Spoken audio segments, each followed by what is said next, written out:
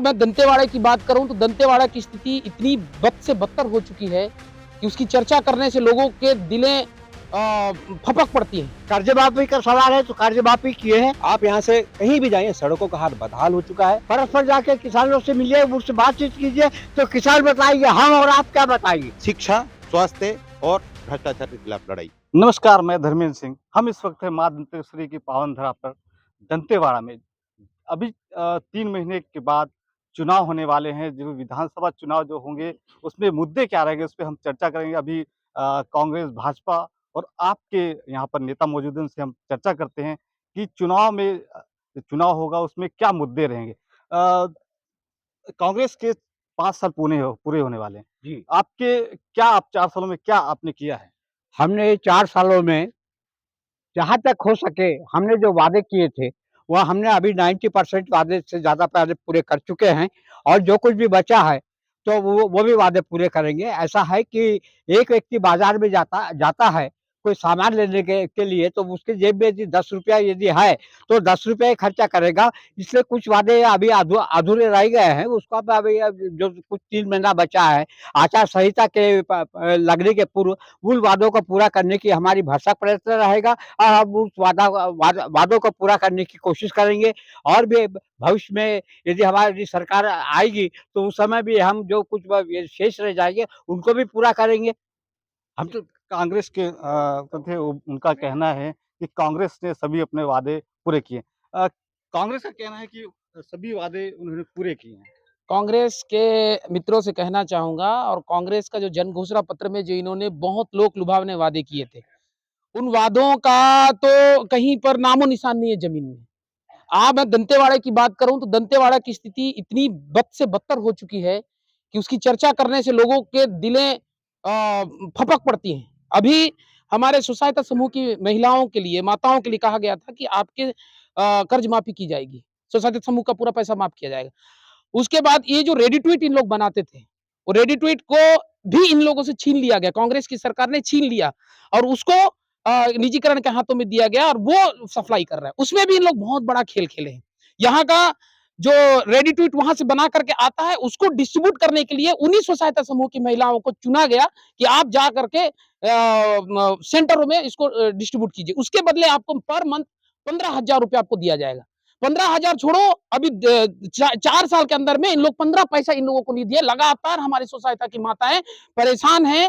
आज की डेट में वो पीड़ा लगातार वो माननीय देवती कर्मा जी यहाँ के विधायक है, उनके पास गुहार लगाए, यहाँ के प्रशासन को गुहार लगाए, मंत्री जी को गुहार लगाए, यहाँ कांग्रेस के तमाम नेताओं को गुहार लगाए, लेकिन किसी भी कांग्रेस नेता के कान में जूं तक नहीं रेंग रहा है कि मैं इन माताओं के लिए, इन बहनों के लिए, जो सुसायता की समूह की माताएं और बहनों का जो जन घोषणा पत्र में बड़ी बड़ी वादे किए थे, कर्ज माफी की बात कर रहे थे, कर्ज माफी तो दूर की बात, उनका हक छीन लिया गया और वो हक को भी जो उनको मिलना चाहिए उस हक को छीन करके वो कर दिया। अगर उनका जो मेहनत आना है, उनका मेहनत आना जो मिलना चाहिए उस मेहनत आना को भी नहीं दिया जा रहा। ये कांग्रेस की कड़वी सच्चाई है, दंतेवाड़ा की कड़वी सच्चाई है। माननीय देवती कर्मा जी को इस ओर ध्यान देना चाहिए। माननीय देवती कर्मा जी पता नहीं कहाँ लापता है। छत्तीसगढ़ के मुख्यमंत्री करते कि महिला के लिए सशक्तिकरण किया जा रहा है, लेकिन भाजपा का आरोप है कि यहाँ पर महिलाओं को जो उनको मिलना चाहिए वो आप नहीं दे पा रहे हैं। आप फील्ड में जाके देखिए तो आपको मालूम पड़ेगा कि स्व सहायता समूह को उनको प्रतिमाह कितनी आमदनी हो रही है। और उनका पूर्व की बात की है, आज वर्तमान में उनकी जो आर्थिक स्थिति मजबूत हुई या नहीं है,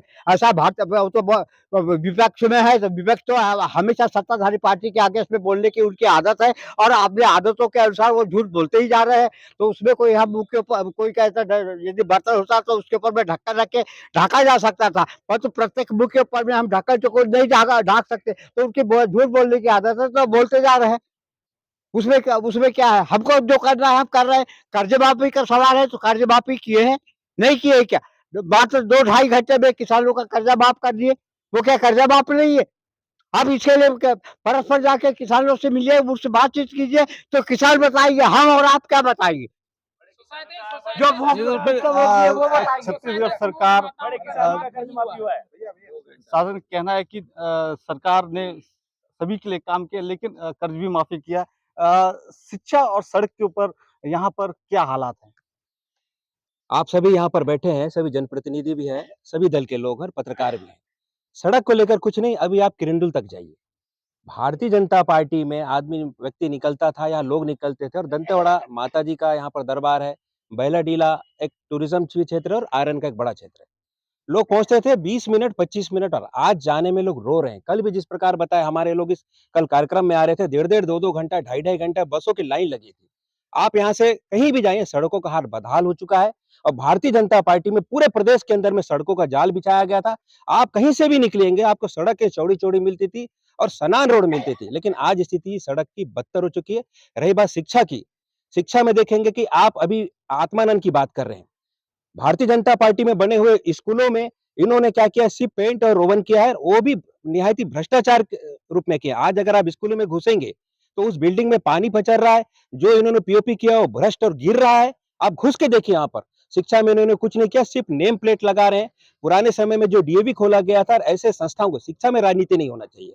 जो अच्छा संस्था था उसमें इनको आगे बढ़ाना चाहिए था और कुछ नहीं, ये टोटल निजीकरण कर रहे हैं और यहाँ पर स्थिति शिक्षा, स्वास्थ्य की बदहाल हो चुकी है, सड़क की बदहाल हो चुकी है। अनिल, भाजपा का आरोप है कि सड़क, शिक्षा पर यहाँ पर कोई काम नहीं, जो भाजपा सरकार में हुआ था वही है, अभी हालात खराब हैं। देखिए, ये जो सड़क के मामले में बोला जा रहा है, इस सड़क का टेंडर 100 करोड़ का है।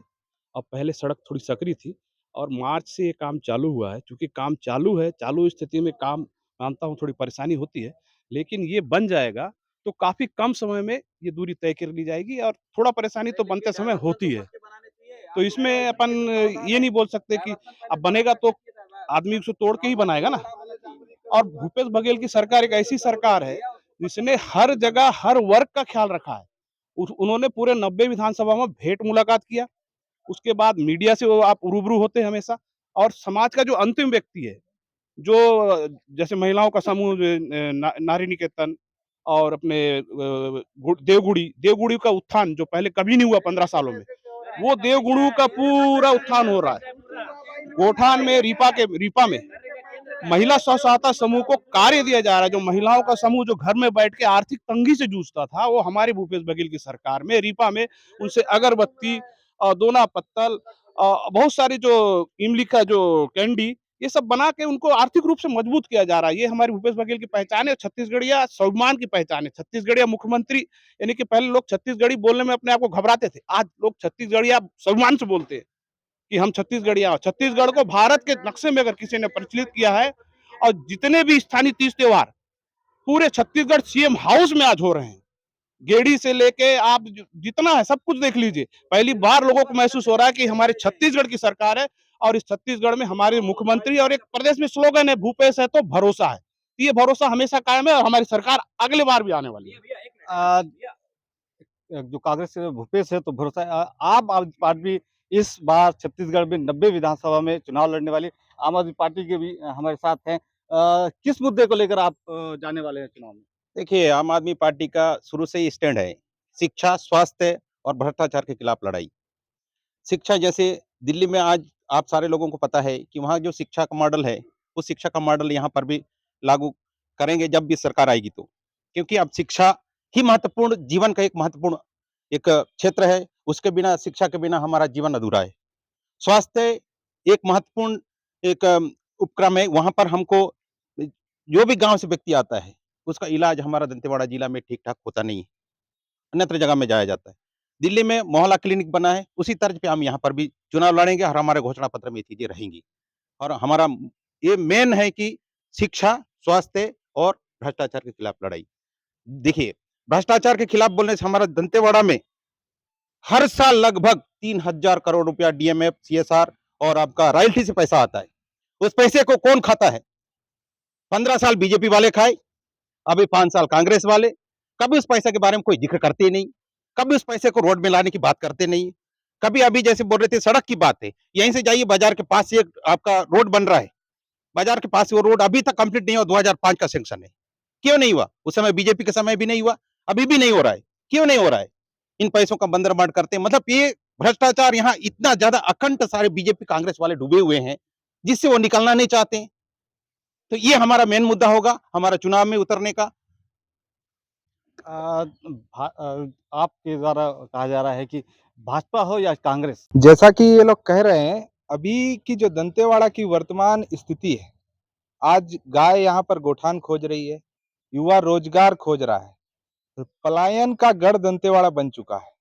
यहाँ पर पूरे छत्तीसगढ़ में यदि सबसे ज्यादा पलायन कहीं हो रहा है तो दंतेवाड़ा जिले से हो रहा है, जबकि यहाँ पर एक बहुत बड़ी राशि डीएमएफ के अंतर्गत माननीय मोदी जी के प्रयास से कि जिले में उसका एक बड़ा भाग खर्च हो, मगर यहाँ की स्थानीय विधायक की निष्क्रियता, ना तो उनकी कोई सोच है, ना कोई उनका विकास को लेकर की कोई नियत है।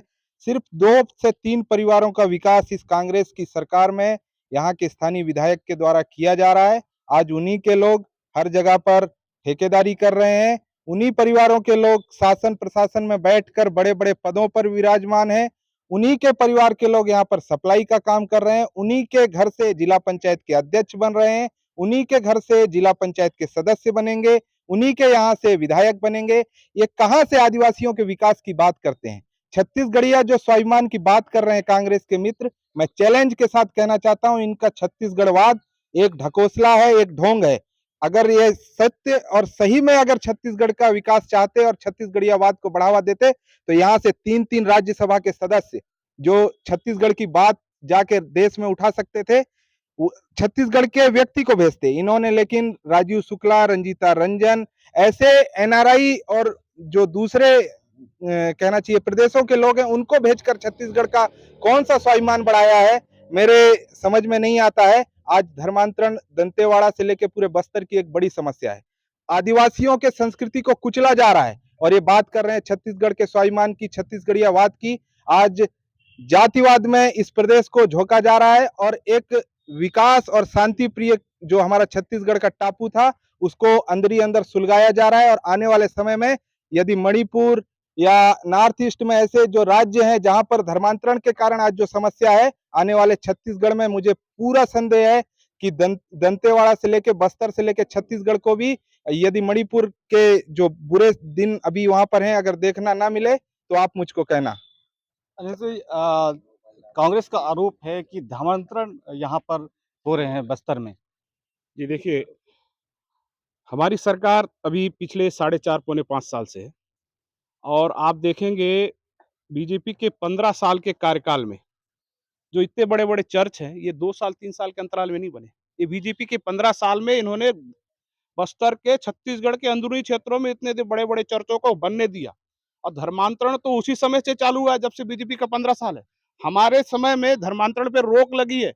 देवगुड़ी जो देवताओं का स्थान होता है आदिवासियों का, उसका हमने पुनरुत्थान किया है। हर देवगुड़ी के हमने पैसा दिया है और हम और देवगुड़ी का जो आप देख लिए कांसेप्ट है और रीपा के माध्यम से हम महिलाओं को यानी कि उनको स्वावलंबी बना रहे हैं। धर्मांतरण हमारे इसमें नहीं हुआ है। हमारे कार्यकाल में कोई धर्मांतरण हुआ है। जितने भी चर्च बने धर्मांतरण हुए सब बीजेपी के कार्यकाल में हुए। 15 साल भाजपा ने राज किया है, 15 साल भाजपा ने राज किया और 5 साल होने वाले हैं। 5 साल बनाम 15 साल क्या कहेंगे? 5 साल का ही आपको बता रहे हैं जो पौने 5 साल हुआ है। हम रेस्ट हाउस में जन संवाद में शामिल है। कांग्रेस के लोग तो मैदान छोड़ के भाग गए हैं। आदरणीय हमारे 2 जन भाई जी बचे हैं, दो जन बचे हैं। यहीं पे भ्रष्टाचार का मैं प्रमाण बताता हूँ। आज ये जुलाई महीना बीतने वाला है, ये हमारे आदरणीय कांग्रेस के संगठन वाले, पार्टी वाले देखिए पीछे जो है टैंकर खरीद के रखे हैं। ये किस साल के लिए? क्या इसको बाद में पेंट करके घर ले जाएंगे जिसमें लिखा हुआ है विधायक निधि? इसको भी आप लाइव दिखाइए। ये भ्रष्टाचार नहीं है कांग्रेस पार्टी का तो क्या है? ये टैंकर 4-4 5-5 यहाँ रखे हुए हैं, ये भ्रष्टाचार है कांग्रेस पार्टी का। बताएं क्यों रखे हैं ये भ्रष्टाचार का टैंकर? इसको अभी गर्मी में गांव में जिस गांव का नाम लिखा है गांव में देते तब पानी पीते। भारतीय जनता पार्टी केंद्र का मिशन है जल जीवन मिशन का अभियान पूरा करना है, घर घर में नल कनेक्शन देना है। ये टैंकर बना के यहाँ छुपा के रखे हैं कांग्रेस पार्टी वाले। क्यों छुपा के रखे हैं? जवाब दे इसका। भाजपा का कहना है कि 15 साल में जो काम हुए वही है, आपके 5 साल में यहाँ पर भ्रष्टाचार है। ऐसा है कि आरोप प्रत्यारोप तो ऐसा है कि अपोजिशन वाले लगाएंगे। जब हम अपोजिशन में थे, कांग्रेस पार्टी वाले अपोजिशन में थे, हम लगाते थे आरोप। आज भारतीय जनता पार्टी इसमें विरुद्ध में है, वो आरोप लगा रही है। ये टैंकर जो रखे हुए हैं, अब वो समय निकल गया, बरसात हो रही है तो पानी चल रहा है, हर जगह पानी मिल रहा है, इसलिए टैंकर रखे हुए हैं। और हो सकता है कि इन्हीं को देने के लिए रखे हो, इन्होंने मांग की हो, तो उसमें क्या हो गया?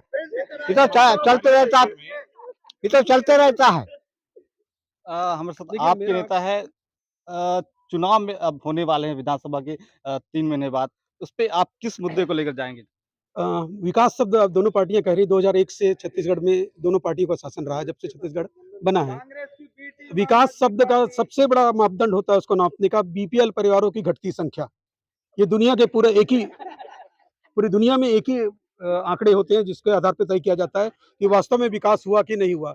जब से छत्तीसगढ़ बना है तब से बीपीएल परिवारों की संख्या लगातार बढ़ रही है। तो विकास कहाँ हुआ ये दावा मेरी समझ के बाहर है। बजट लगातार बढ़ रहा है। संरचनाओं में कहीं पर भी तकनीकी स्थायित्व तो नहीं है, तो निर्माण से विकास को जोड़ा नहीं जा सकता।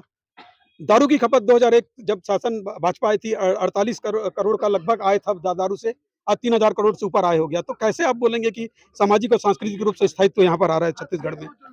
शराब की खपत बढ़ रही, मतलब कहीं पर संस्कृति चोट खा रही है हमारी। उसके अलावा आप देखेंगे कि माननीय न्यायालय में कंटेम्प्ट ऑफ कोर्ट की संख्या कितनी है। मतलब सीधी बात की प्रशासनिक तौर पे भ्रष्टाचार छत्तीसगढ़ बनने के बाद लगातार बढ़ा है। उन आंकड़ों से पता चलता है साफ-साफ।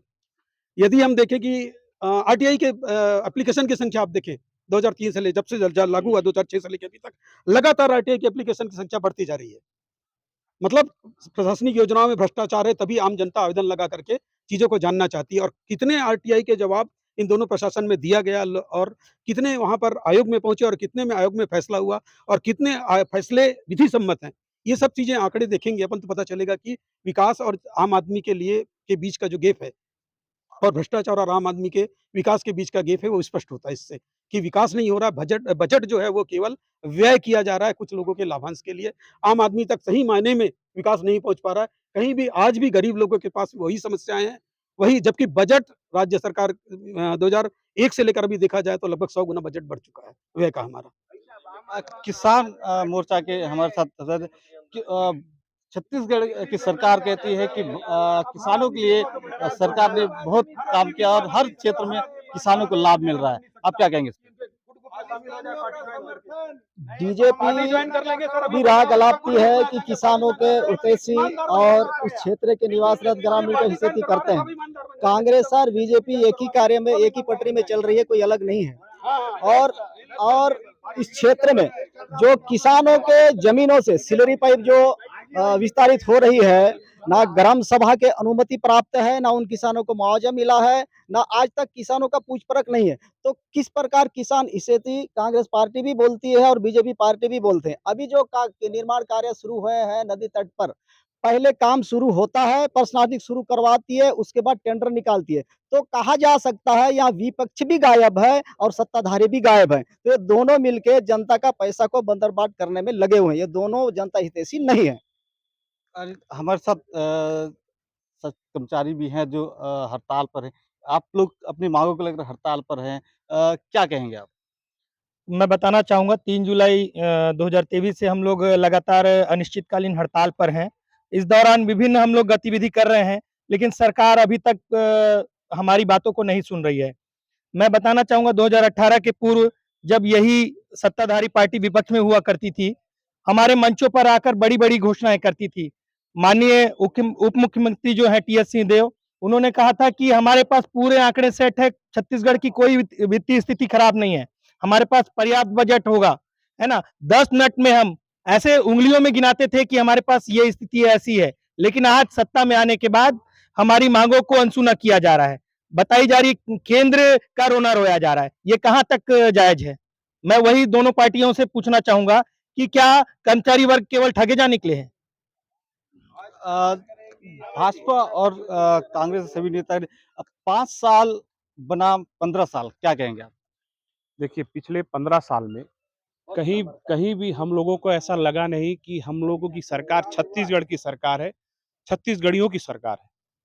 जब से मुख्यमंत्री भूपेश बघेल आए हैं, एक छत्तीसगढ़िया मुख्यमंत्री, एक किसान पुत्र आए हैं, तब से सारे 30 त्योहारों में छुट्टी दी जा रही है। सारे 30 त्योहार सीएम हाउस में परंपरागत रूप से मनाए जा रहे हैं और एक छत्तीसगढ़िया को अपने आपको छत्तीसगढ़िया बोलने पे सम्मान महसूस हो रहा है। लोग गर्व से कहते हैं कि भूपेश है तो भरोसा है, और आगे का नारा और लोगों ने लगा दिया है, कहो दिल से भूपेश फिर से। तो भूपेश बघेल की जो सरकार है, बीजेपी के 15 सालों के सरकार के ऊपर हमारा 4.5 पौने 5 साल का सरकार, भूपेश बघेल सरकार समाज के हर वर्ग को देख रही है। कोई भी वर्ग अछूता नहीं है, सारे समाज के वर्ग को, महिलाओं को, युवाओं को, बुजुर्गों को, हर समाज, जाति धर्म के लोगों को सारा बराबर साथ लेके अभी आज ही रायपुर में युवाओं से संवाद चल रहा है। इससे पहले भेंट मुलाकात 90 विधानसभा में करने वाले हमारे मुख्यमंत्री, हर विधानसभा में एक रात रुकने वाले हमारे मुख्यमंत्री, जिस जगह पे आज तक मंत्री नहीं पहुंचा बीजेपी का, हमारे मुख्यमंत्री वहां पहुंचे। ये हमारे मुख्यमंत्री की देन है। और छत्तीसगढ़िया स्वाभिमान की पहचान अगर कोई है तो भूपेश बघेल है, माननीय भूपेश बघेल है। भूपेश है तो भरोसा है, सारे प्रदेश में नारा चल रहा है। भूपेश है तो भरोसा है।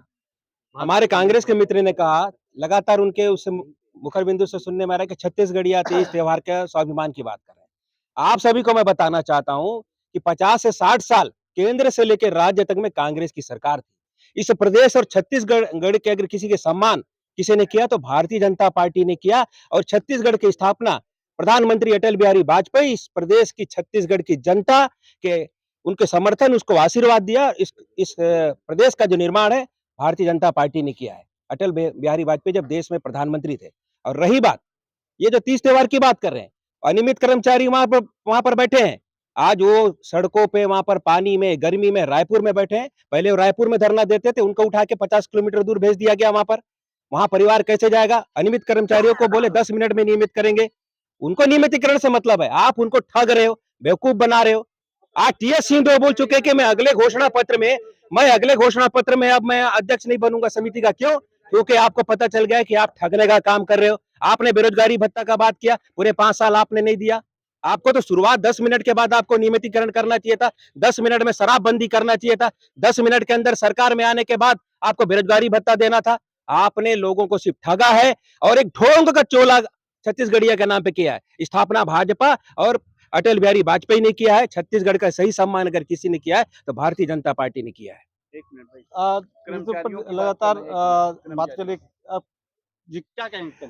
कर्मचारियों के बारे में कांग्रेस पार्टी और कांग्रेस सरकार जो घूम घूम के ढिढोरा पीट रही है, दंतेवाड़ा में पूरे मुख्यालय में, जिला मुख्यालय में घूम के देखिए, कर्मचारी अपने घर में झिल्ली बांध के रह रहे हैं। घर से ड्यूटी करके जाते हैं, उसके बाद कमरा में उनके परिवार वाले के साथ फिर से वो जो झाड़ू लगाते हैं, पोछा लगाते हैं। कब करंट मारता है इसका होश कांग्रेस सरकार और कांग्रेस संगठन को नहीं है। देखिए फोटोग्राफ हैं, कहाँ के दंतेवाड़ा मुख्यालय कर्मचारियों के जिल्ली बांध के रह रहे हैं। काहे की हित ऐसी है? तो भ्रष्टाचार करके अपना घर भर रहे हैं और हर जगह भ्रष्टाचार है इनका। भाजपा का आरोप है कि हर तरफ भ्रष्टाचार है। इससे ज्यादा कुछ नहीं किया। मैं तो बार बार बोल रहा हूँ कि इसको जो बोल रहा है, ये बोल रहा है, इसकी आदतों में है, उससे कुछ नहीं है। हमको जो करना था वो तो हम कर ही रहे। हम जनहित में काम कर रहे हैं। अब इनको आरोप लगा रहे हैं, अब उसको तो नहीं कहा जा सकता। पर तो हमारी सरकार यथावत प्रदेश के आखिरी इंसान तक जितनी सहायता हो सकती है वहां तक अपनी योजना को पहुंचा रहे हैं और उनको लाभ दे रहे हैं। आपको नहीं दिख रहा है? दंतेवाड़ा विधानसभा में भाजपा और कांग्रेस और सीपीआई सभी ने यहाँ के विधायक रहे हैं, लेकिन अब आने वाले चुनाव में अब देखना होगा कि यहाँ पर भाजपा और कांग्रेस आपने अब यहाँ पर एंट्री किया है। देखते जो आने वाले विधानसभा चुनाव है उसमें कि जनता किसको चुनती है।